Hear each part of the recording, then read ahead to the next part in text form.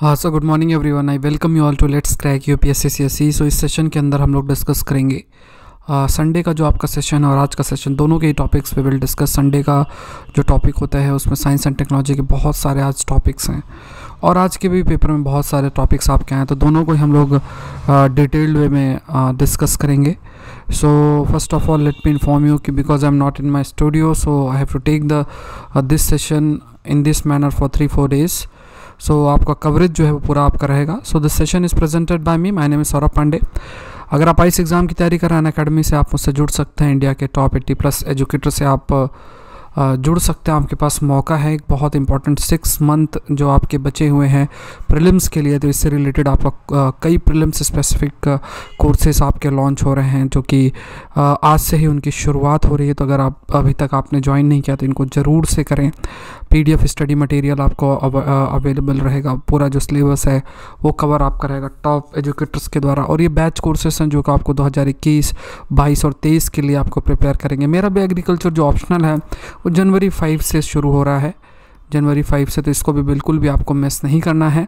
9:30 PM को आपका class हुआ करेगी। Remember to use this code SPLIVE SPLIVE।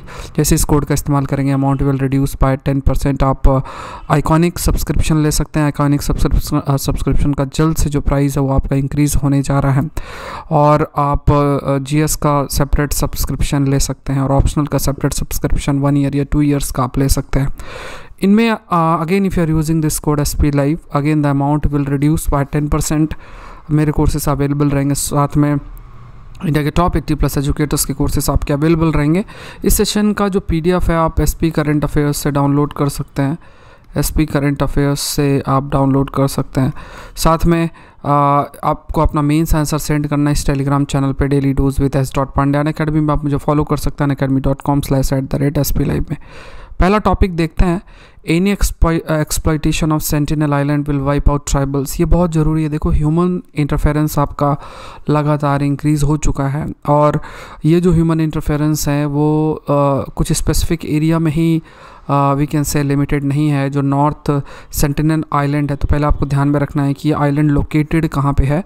सो ये अंडमान रीजन में आपका लोकेटेड है। तो इसका जो कमर्शियल और स्ट्रेटजिक गेन आपका जो काफ़ी है और इसमें कई सारी जो एक्टिविटीज़ हैं अंडमान आइलैंड में, चाहे वो डिफेंस से रिलेटेड हो या ह्यूमन इंटरफेरेंस की वजह से दूसरी जो एक्टिविटीज़ वो बहुत तेज़ी से इंक्रीज़ हो रही, जो कि वहाँ के कल्चरल स्पेस को, सोशल स्पेस को और दूसरी जो स्पेस है उसको, उसमें बदलाव आपका लेकर आएंगे। इस वजह से वी कैन से जो सेंटिनलीज़ हैं जो वहाँ रहते हैं, जो कि पर्टिकुलरली वल्नरेबल ट्राइबल ग्रुप के अंदर इंक्लूडेड हैं, वो काफ़ी अधिक अफेक्ट हो सकते हैं। उनकी पॉपुलेशन वैसे भी बहुत ही ज़्यादा कम है। सो एंथ्रोपोलॉजिकल सर्वे ऑफ इंडिया के द्वारा कहना है कि ये पूरी तरीके से वो ख़त्म भी हो सकते हैं, मतलब उनके नंबर पूरे तरीके से ख़त्म हो सकते हैं। नंबर अगर आप देखो 50 to 100 हैं नॉर्थ सेंटिनल आइलैंड के अंदर, और one of the most isolated ये ग्रुप है PVTGs के अंदर, ये आपको ध्यान में रखना है। और also among the 5 in Andaman Nicobar island, अलग अलग जो ट्राइबल ग्रुप्स हैं जैसे ग्रेट अंडमानीज़ हैं, ऑन्जेस हैं, जारवा है, शॉम्पे हैं, ये डिफरेंट ट्राइबल ग्रुप्स हैं जो कि अगेन इस रीजन में रहते हैं। तो ये नाम भी आपको प्रीलिम से स्पेसिफिक याद रखना है। साथ में याद रखना है कि ये नाम आप मेंशन भी कर सकते हो कि ट्राइबल कल्चर किस प्रकार से अफेक्ट हो सकता है अगर जिस तरीके की जो हम डेवलपमेंट मॉडल फॉलो कर रहे हैं। नेक्स्ट देखते हैं ethical challenges of vaccinating people with comorbidities. Comorbidities का मतलब आप ये समझो कि एक साथ कई सारे डिजीज़ हैं आपको, है ना। मल्टीपल मॉर्बिडिटीज़ का मतलब वो 2 से ज़्यादा डिजीज़ हो। कोमॉर्बिडिटीज़ मतलब एक साथ आपको 2 डिजीज़ेस हैं। सो अभी हाल में ही जो गाइडलाइन आई है COVID-19 से रिलेटेड यूनियन हेल्थ मिनिस्ट्री के द्वारा, उसमें पहले जो हाई रिस्क ग्रुप को आइडेंटिफाई किया है उसमें एक हेल्थ केयर वर्कर्स है, फ्रंट लाइन वर्कर्स है, ऐसे लोग जो 50 साल से ज़्यादा के हैं, और ऐसे लोग जो 50 साल से कम है लेकिन they are suffering with comorbidities. तो किसको कैसे प्रायोरिटी रखनी है, ये एक बहुत ही ज़्यादा चैलेंज है। सबसे बड़ी चीज़ जो हमें देखना है कि जो कोमॉर्बिडिटीज़ हैं, मतलब एक साथ आपको 2 डिजीज़ हैं, उससे रिलेटेड आपके पास कोई डेटाबेस नहीं, कैसे आप आइडेंटिफाई करोगे, और जिसको है भी डिजीज़ वो किस तरीके से उसको देख रहा है, ये भी सोचने वाली बात है। So since 2010 states government have been conducted population based district level screening, है ना। अलग अलग जो सरकार सरकारें हैं वो आपके पॉपुलेशन बेस्ड डिस्ट्रिक्ट लेवल जो स्क्रीनिंग कर रहे हैं नॉन कम्युनिकेबल डिजीज़ के लिए डिफरेंट प्रोग्राम्स के अंदर, national programme for prevention and control of cancer, diabetes, cardiovascular disease and stroke guidelines. So इसके तहत कई सारी जो आपकी वी कैन से कि कई सारी आपकी स्क्रीनिंग की जा रही है, तो थोड़ा बहुत डेटा ज़रूर से है, लेकिन फिर भी सबसे बड़ी दिक्कत ये है कि जो एक कॉम्प्रहेंसिव डेटा होना चाहिए उसकी काफ़ी ज़्यादा कमी है।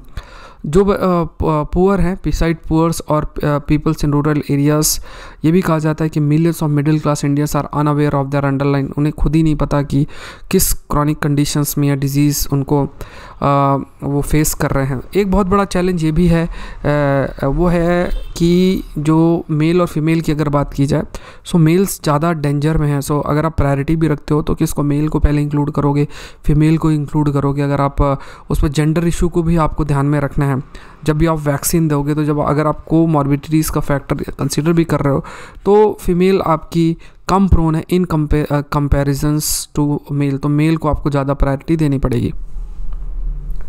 नेक्स्ट है ओवर एक्सप्लॉइटेशन। इसको बहुत जगह पे आप इस्तेमाल कर सकते हो, बहुत अल्टीमेट टॉपिक है इसमें। सो हिमालयन ट्रिलियम जिसे हम कहते हैं, या फिर ये नाम याद रखो, प्रीलिम्स के लिए इंपॉर्टेंट है, ट्रिलियम गोवानियनम, ठीक है। ये कॉमन हर्ब है, हिमालयाज़ में जो पाई जाती है। इसे हाल में ही एंडेंजर्ड डिक्लेयर किया गया, तो ये प्रीलिम्स का एक क्वेश्चन आपके लिए बन जाता है। इसका बहुत ही ज़्यादा कमर्शियल एक्सप्लॉइटेशन, ये एक प्रकार का प्लांट है हिमालयन रीजन में जो पाया जाता है, जिसके कुछ मेडिसिनल क्वालिटीज़ हैं।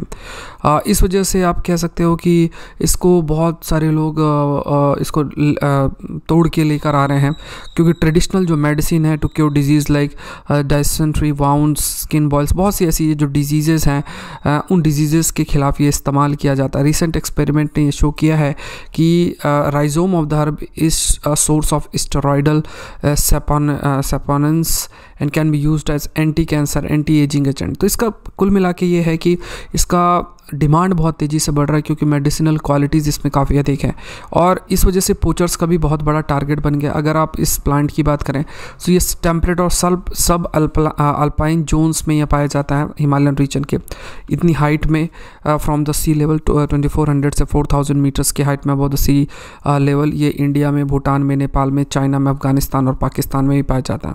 इसके अलावा ये स्टेट्स में, ये भी प्रीलिम्स स्पेसिफिक फैक्ट्स बहुत इंपॉर्टेंट है, हिमाचल है, जम्मू एंड कश्मीर है, सिक्किम, उत्तराखंड है।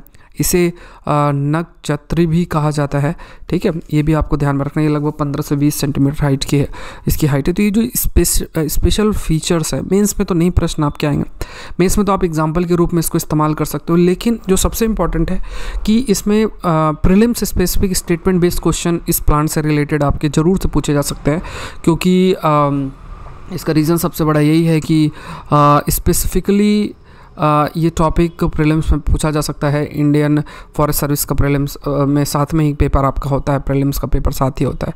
सो यहाँ पे काफ़ी ज़्यादा ओवर एक्सप्लॉइटेशन भी है। इसकी लाइफ साइकिल की बात की जाए तो वो भी स्लो है, जो रिप्रोडक्टिव मतलब तुरंत ही मल्टीप्लाई करे, या आप कह सकते हो रिप्रोडक्टिव जो मैच्योरिटी है वो भी काफ़ी समय लगता है उसमें। इसका सीड डिस्पर्सल भी काफ़ी है, तो तुरंत खुद से भी तेज़ी से नहीं ये उगेगा। इसके अलावा देखा जाए कि जो इसको स्पेसिफिक हैबिटेट रिक्वायरमेंट है, इसकी जो हाई ट्रेड वैल्यूज़ है, इसका जो मार्केट में डिमांड बढ़ रहा है, इस वजह से इसके नंबर्स और भी तेज़ी से आपका रिड्यूस हो सकते हैं। तो ये एक प्रकार का प्लांट है, ये भी आपको ध्यान रखना है, ठीक है।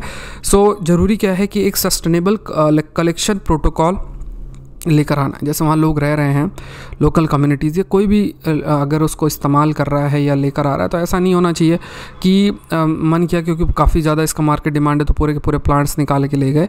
ध्यान में रखना, एक सस्टेनेबल कलेक्शन जो प्रोटोकॉल है उसको फॉलो करना है। अगर वो फॉलो नहीं किया जाता है तो फिर अगेन एक इलीगल ट्रेड प्रमोट होगा, और इसका ये हैबिटेट तो डिस्ट्रक्शन हो ही रहा है, साथ में इसके नंबर और तेज़ी से रिड्यूस होंगे। नेक्स्ट है why elephants and tiger did not go extinct in India. बहुत इंपॉर्टेंट ये भी टॉपिक है, क्यों एलिफेंट्स और टाइगर इंडिया में एक्सटिंक्ट नहीं हुए। इस पर कुछ ऐसे फैक्ट्स हैं, ये भी आप एनवायरनमेंट सेक्शंस और इन सब में मतलब इन्वॉल्व कर सकते हो। आर्गूमेंट अगर है कई एनवायरनमेंट रिलेटेड टॉपिक से, वहाँ पे इस्तेमाल कर सकते हो। खासतौर से टॉपिक प्रीलिम्स के लिए भी काफ़ी इंपॉर्टेंट है। तो अगर लगभग 1 साल से 1 लाख ईयर्स बात की जाए, सेवरल लैंड ड्वेलिंग मैमल्स, बड़े बड़े जो आपने सुने भी होंगे, बहुत सारे ऐसे एनिमल्स हैं वो लगातार एक्सटिंक्ट हो रहे हैं, ऐसा मानना है कि वो एक्सटिंक्ट हो रहे हैं। अभी एक पेपर भी पब्लिश हुआ है और एक है ना, उनको इवोल्यूशन ये टर्म इस्तेमाल हुआ है।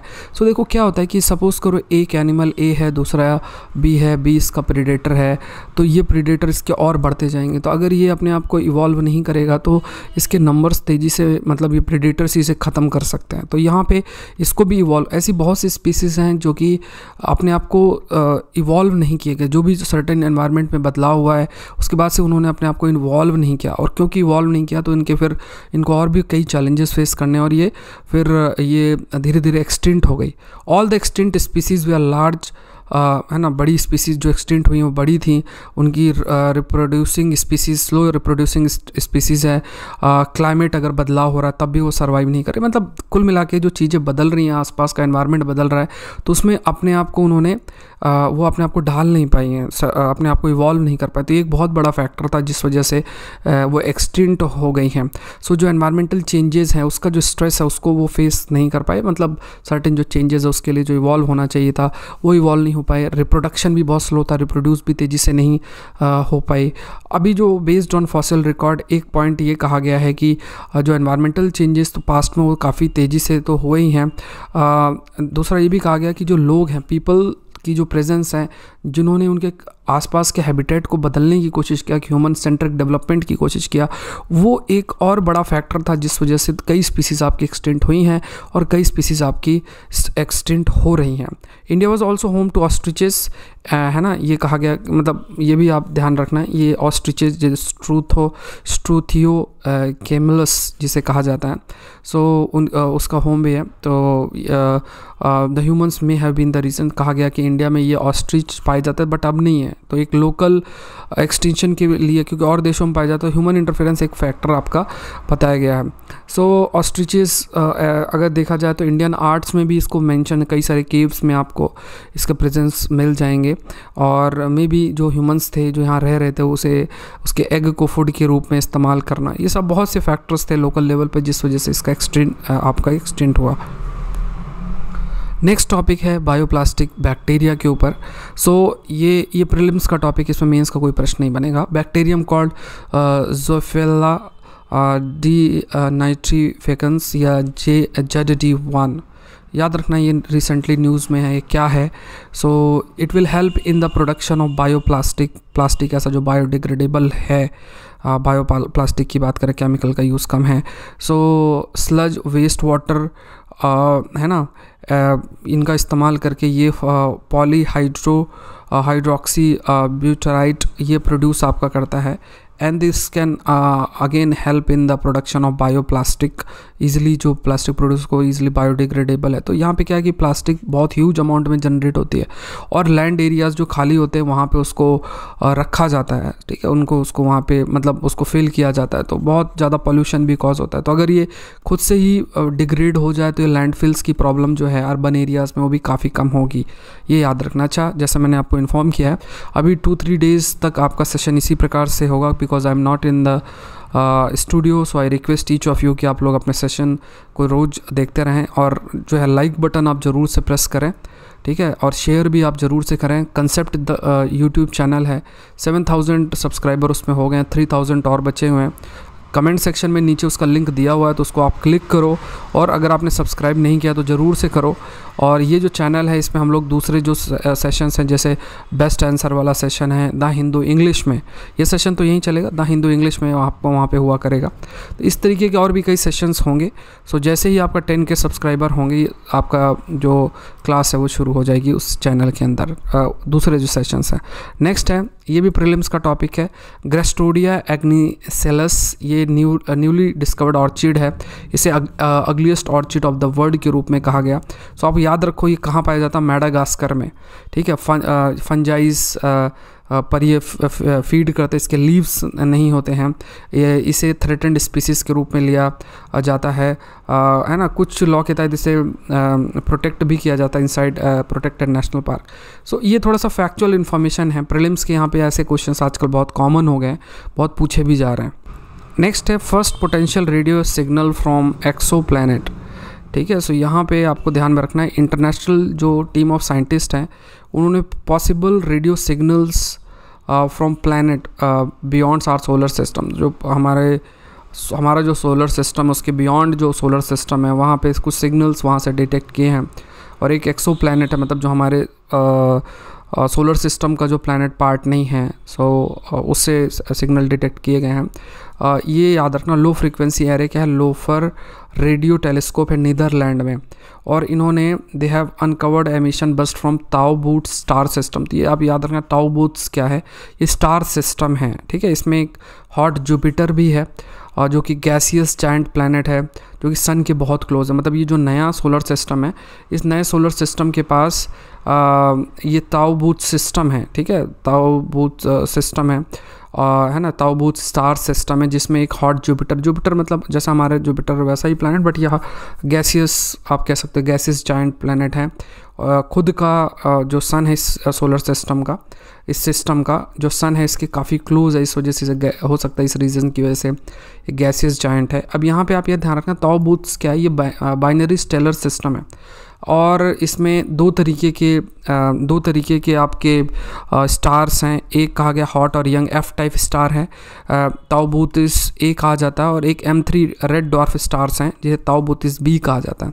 1996 में हॉट जुपिटर एक्सो प्लैनेट्स आपके जो है वो डिस्कवर किए गए थे, जो ताओ बूटिस ए टाइप स्टार्स हैं जिसको वो सर्किल कर रहे हैं, ठीक है। तो इसमें सिर्फ ये समझना है कि दो टाइप्स का स्टेलर सिस्टम है, ये है ना, एक ये इस टाइप का है और एक इस टाइप का है। सो ये है ताओ बूटिस ए है, वहाँ पे हॉट जुपिटर जो एक्सो प्लैनेट है वो उसको चारों तरफ ऑर्बिट कर रहा है, काफ़ी क्लोज है, इस वजह से हो सकता है कि गैसियस जायंट के रूप में वो हो गया है।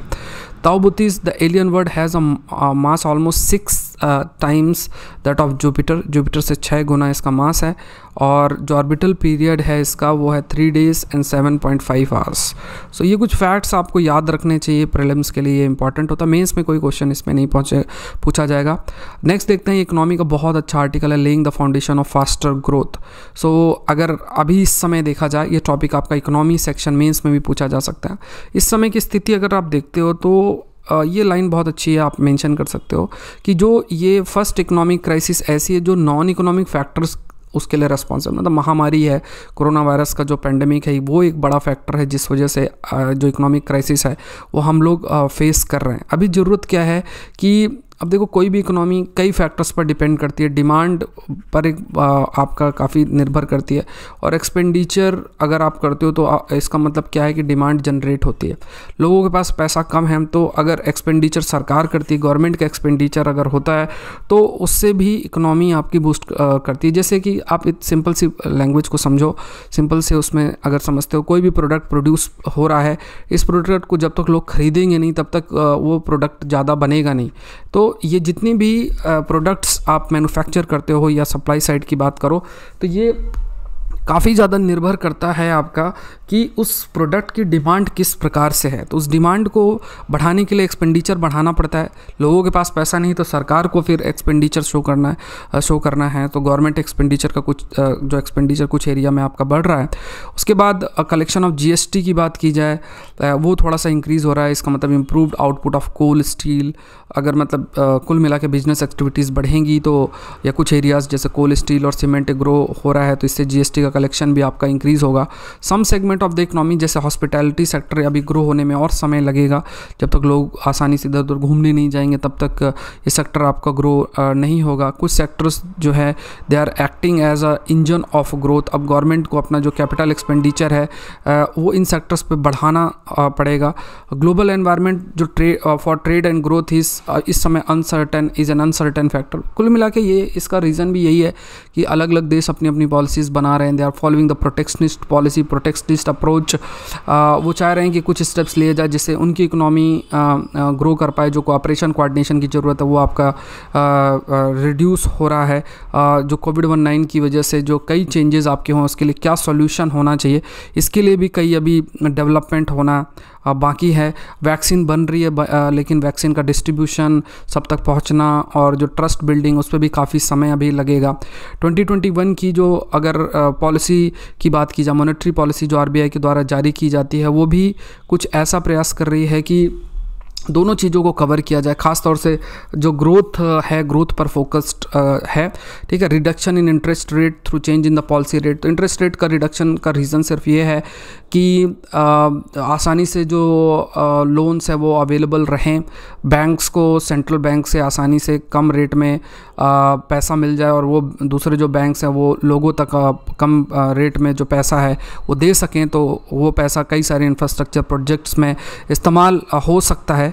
प्रोवाइडिंग लिक्विडिटी, जो मार्केट है वहाँ पे पैसे को इन्फ्यूज़ करना, ये एक फोकस आपका किया गया। तो इस प्रकार की आपकी मॉनेटरी पॉलिसी बन रही है। गवर्नमेंट का जो एक्सपेंडिचर है वो एक बहुत बड़ा फैक्टर है, ख़ास तौर से अगर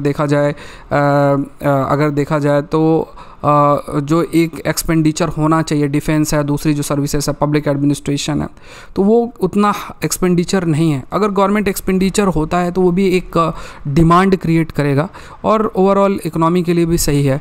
दूसरी बात अगर कही जाए, जो फिस्कल डेफिसिट है, फिस्कल डेफिसिट भी एक फोकस्ड एरिया है। अब देखो, फिस्कल डेफिसिट मतलब जितना भी आप कमाई कर रहे हो और कितना खर्चा कर रहे हो, तो जो कमाई कर रहे हो उधारी वाली कमाई आप माइनस कर दो, मतलब जो नॉन डेट इनकम है, ठीक है, जो नॉन डेट इनकम है, नॉन डेट इनकम से आप एक्सपेंडिचर माइनस कर दो। तो अगर इनकम आपकी कम, एक्सपेंडिचर ज़्यादा है तो डेफिसिट आपका हायर होगा, ठीक है। जो डेफिसिट है वो डेफिसिट आपका हायर होगा। तो government sufficient space for maintaining the expenditure at a reasonably high level. So अभी भी आप कह सकते हो कि क्योंकि फिस्कल डेफिसिट मेंटेन करना, इस वजह से हो सकता है सरकार को लगता है कि रेवेन्यू इतना अधिक हो नहीं पा रहा है और एक्सपेंडिचर को रिड्यूस, लेकिन अगर वो एक्सपेंडिचर को प्रॉपर नहीं, सपोज करो कैपिटल एक्सपेंडिचर है जिस पे फ्यूचर में, जैसे आप इंफ्रास्ट्रक्चर में एक्सपेंडिचर कर रहे हो तो बाद में उसका रिटर्न आपका हायर आएगा। अगर हम ऐसा पैसा बचाने का कोशिश करेंगे तो इसका जो रिपरकशन है फ्यूचर में और अधिक देखने को मिलेगा। और अगर आप इंफ्रास्ट्रक्चर और दूसरे जो एरियाज़ में जो इंफ्रास्ट्रक्चर या दूसरे जो एरियाज़ में पैसा खर्चा सरकार को करना चाहिए तो वो अगर नहीं होता है तो ये जो इन्वेस्टमेंट क्लाइमेट है, इन्वेस्टमेंट क्लाइमेट को भी अफेक्ट कर सकता है। नेशनल इंफ्रास्ट्रक्चर पाइपलाइन एक अच्छा इनिशिएटिव है कि इंफ्रास्ट्रक्चर एरियाज़ में जितना हो सके उतना खर्चा करना चाहिए। दूसरा क्या है कि कई प्रकार के जो स्टेप्स हैं गवर्नमेंट को खुद भी लेकर आना चाहिए। हमें अपने आप को रिमाइंड करना चाहिए that climate for investment is also influenced by non economic factors of इस social cohesion is most important. ये भी ज़रूरी है। जैसे एक पिक्चर अच्छी जानी चाहिए, जैसे अगर आपके यहाँ कोई पैसा खर्चा करता है तो जैसे लॉ एंड ऑर्डर किस तरीके से है, समाज में क्या चीज़ें हैं, बहुत से ऐसे सोशल फैक्टर्स भी बहुत अफेक्ट करते हैं। मतलब ज़रूरी नहीं कि जो इकोनॉमिक फैक्टर है वो सिर्फ इकोनॉमिक फैक्टर्स, दूसरे इकोनॉमिक फैक्टर से ही गवर्न होते हैं, नॉन इकोनॉमिक फैक्टर्स की वजह से भी वो आपका गवर्न होते हैं। तो ये थोड़ा सा आपको ध्यान में रखना। नेक्स्ट देखते हैं, ये भी इंपॉर्टेंट टॉपिक है, जीएस पेपर 3 और 2 दोनों में आ सकता है।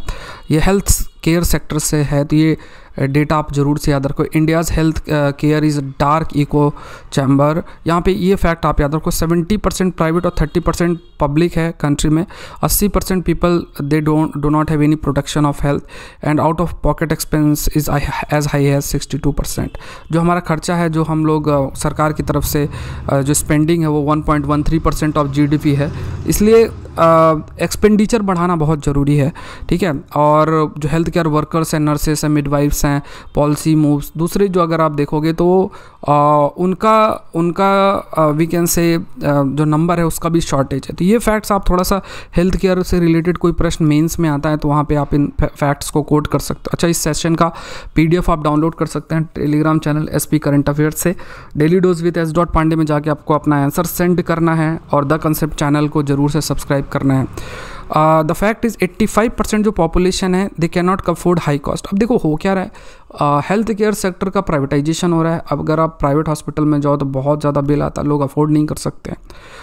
ज़्यादातर लोग जो है वो अफोर्ड नहीं कर सकते हैं, और अगर अफोर्ड नहीं कर सकते हैं तो फिर क्या है, आपके पास ऑप्शन बचता है इंश्योरेंस पॉलिसी का।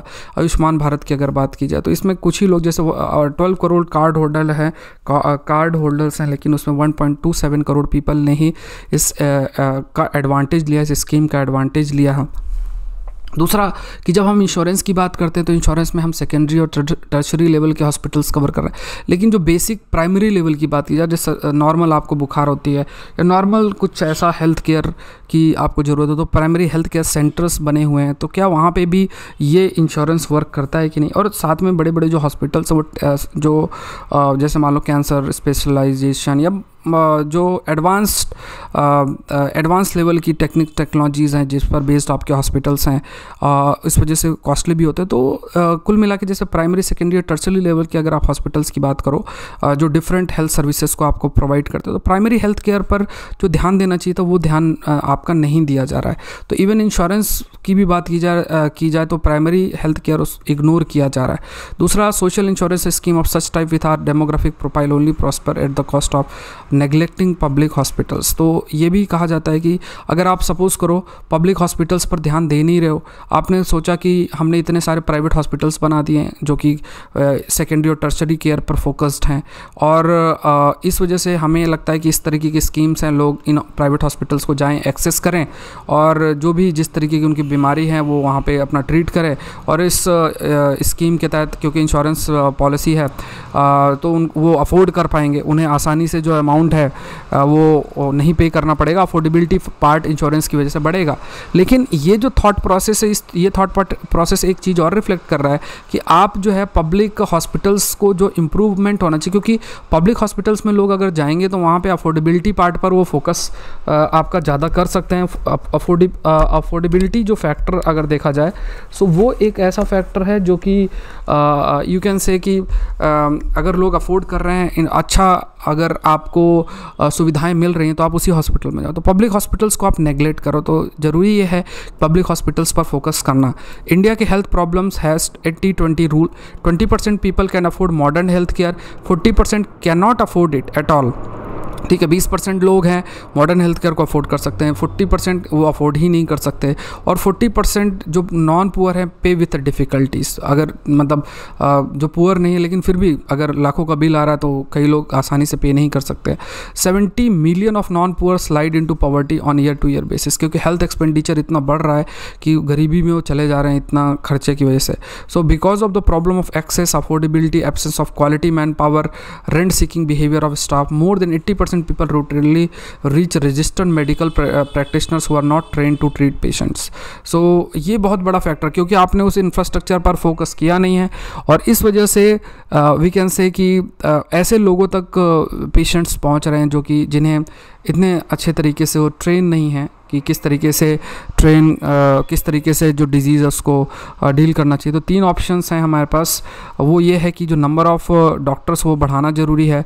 ग्रेजुएट्स बीएससी नर्सिंग है to be nursing practitioners allow आपको करना चाहिए। Primary health care should be receive 3 times more allocations.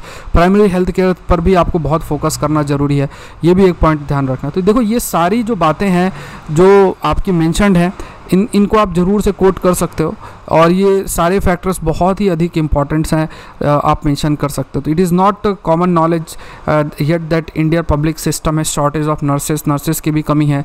Ratio of nurses 0.6 nurses पर डॉक्टर है। वर्ल्ड हेल्थ ऑर्गेनाइजेशन की बात करें तो यहाँ पे लगभग 3 नर्सेस पर डॉक्टर होना चाहिए। ये जो 2020 ईयर है ये आई थिंक इंटरनेशनल ईयर है नर्सेस मिडवाइफ्स के लिए, तो हो सकता है मेंस में 15 नंबर का कोई क्वेश्चन आपके लिए फ्रेम हो जाए। तो एक टॉपिक मैंने अभी हाल में आपसे डिस्कस भी किया, तो इसको ध्यान में रखना है। नेक्स्ट देखते हैं losing the plot on women safety. ये जीएस पेपर 1 से रिलेटेड, ये भी बहुत इंपॉर्टेंट है। Most government when faced with the question of improving women safety, देखो वुमेन सेफ्टी पर जब भी कोई प्रयास करने की बात होती है तो लीगल सिस्टम में परिवर्तन करते हैं। जैसे हाल में महाराष्ट्र सख्त criminal law Maharashtra amendment bill 2020 आपका आया है। Accompanying special court machinery for implementation of Maharashtra सख्त criminal law follow the clinch of harsher punishment more authority. मतलब लॉ के तहत आप चीज़ें इम्प्लीमेंट करना चाहते हो, पनिशमेंट को हार्शर अथॉरिटीज़, मोर अथॉरिटीज़, है ना, और डेफिनेशंस, वाइडर डेफिनेशन की बात की गई है। For any criminal justice system to be effective fair and just law, है ना, कोई भी अगर क्रिमिनल जस्टिस है, जैसे क्रिमिनल जस्टिस सिस्टम के जैसे जिसमें पुलिस है, आपके जुडिशरी, ये सब क्रिमिनल जस्टिस सिस्टम के अंदर आते हैं। सो अगर क्रिमिनल जस्टिस सिस्टम को इफेक्टिव होना है तो फेयर एंड जस्ट, एक तो लॉ आपका अच्छा होना चाहिए, इन्वेस्टिगेटिव जो मैकेनिज्म हो प्रॉपर आपका होना चाहिए, डायनेमिक जुडिशरी और एडवोकेट इंफ्रास्ट्रक्चर आपका होना चाहिए। Criminal law amendment post the Nirbhaya case and recommendation of Verma committee brought in several progressive amendment. तो यहाँ पे ये निर्भया केस के बाद से अगर देखा जाए, और जस्टिस वर्मा कमेटी जो है उनके द्वारा जो रिकमेंडेशंस है, कई सारे रिकमेंडेशंस को अडॉप्ट किया गया है और क्रिमिनल लॉज में अमेंडमेंट भी किया गया है। The bill proposes punishment in case of false complaint. ये जो नया बिल आया महाराष्ट्र सरकार का, अगर कोई फॉल्स इन्फॉर्मेशन है तो वहाँ पे पनिशमेंट आपकी है ना, मतलब उस पनिशमेंट को इंक्रीज़ किया गया है। अगर फॉल्स कंप्लेंट है, ह्यूमिलेट किया जा रहा है, किसी को एक्सटॉर्ट किया जा रहा है, किसी को डिफेम किया जा रहा है। दूसरा एस्पेक्ट है बिल का कि ये डेथ पेनल्टी इंट्रोड्यूस कर रहा है रेप, एसिड अटैक या किसी रेप ऑफ द माइनर के केस में। Amendment to the relevant section at that in case where characteristics of the offence, अगर ऑफेंस जो है हीनियस इन नेचर है, सो वहाँ पे वो जज के डिस्क्रिप्शन पर भी काफ़ी ज़्यादा डिपेंड करता है कि वो उसको डेथ पेनल्टी दे सकते हैं कि नहीं दे सकते। तो ये डेफिनेशन आपकी वाइडर, क्योंकि हीनियस इन नेचर क्या क्राइम है ये आपका एक्सप्लेन नहीं है। दूसरा कहा गया अनदर जो प्रोविज़न है कि investigation should be completed with in 15 days. अब इतने सारे आपके केसेस चलते हैं, वो इतना जल्दी कैसे पूरा होगा, ये भी एक चैलेंजिंग टास्क है।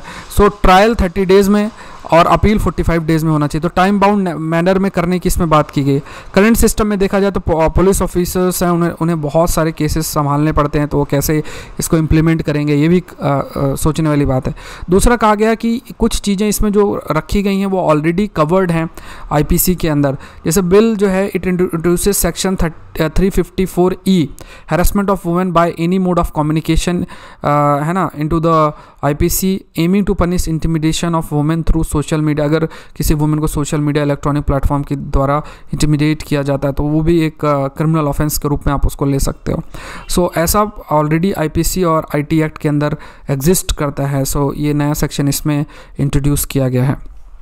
नेक्स्ट देखा जाए, ये एक टॉपिक है, इस चीज़ को आप यूज़ कर सकते हो। हाल में ही देखो क्या है कि कई सारी जो बड़ी बड़ी कंपनीज़ हैं, वो बड़ी बड़ी कंपनीज़ इंडिया में आ सकती हैं, ठीक है, बड़ी बड़ी कंपनीज़ जो है इंडिया में आ सकती हैं, लेकिन आने के लिए आपको इंफ्रास्ट्रक्चर प्रॉपर होना चाहिए, ठीक है। दूसरा, आपके पास पूरा जैसे लेबर लॉज प्रॉपर इम्प्लीमेंट हो रहे हैं। अभी हाल में ही एप्पल का जो सेंटर जो है कोलार कर्नाटका की बात की गई है, जो कि मैन्युफैक्चर आईफोन्स करता है, वहाँ पे जो लेबर्स थे उनका ड्यू पे नहीं किया गया है और काफ़ी अधिक वायलेंस हुआ है, जिस वजह से जो एप्पल सेंटर है उसको काफ़ी अधिक नुकसान हुआ है। सो इसके लिए कई तरीके के कदम उठाने की ज़रूरत है।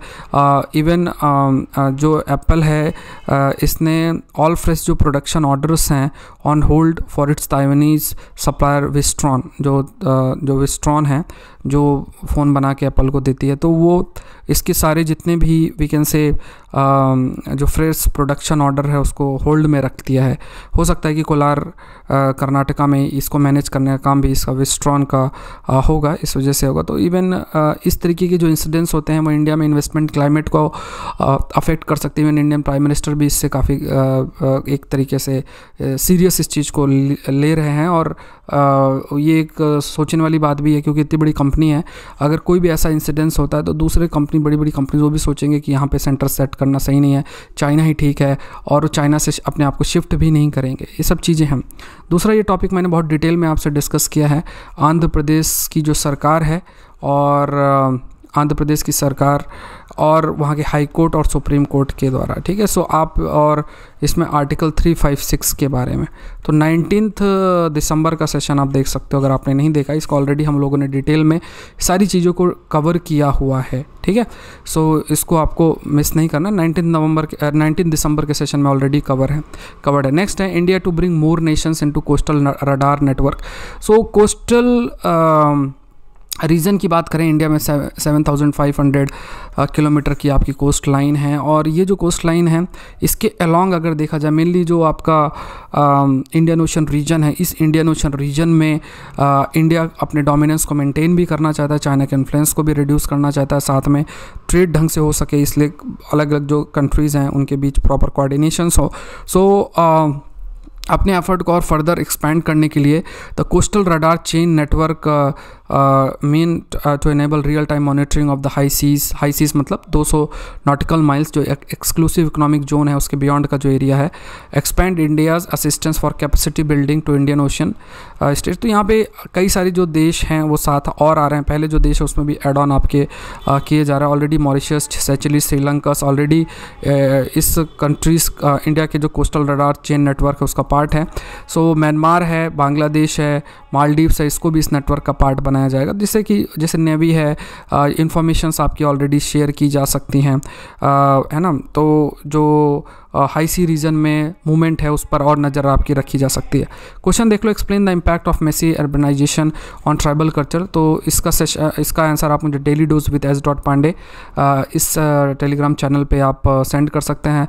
इस सेशन का PDF और पुराने PDF डाउनलोड करने के लिए SP करंट अफेयर नाम से जो टेलीग्राम चैनल है वहाँ से आप कर सकते हैं, तो मिस नहीं करना है ना। मतलब जो रिवीज़न है और ये सारी चीज़ें आपको बिल्कुल भी मिस नहीं करना है। और जो पहले आपने नोट्स बना रखे हैं उनको भी आप ज़रूर से रिवाइज़ करो।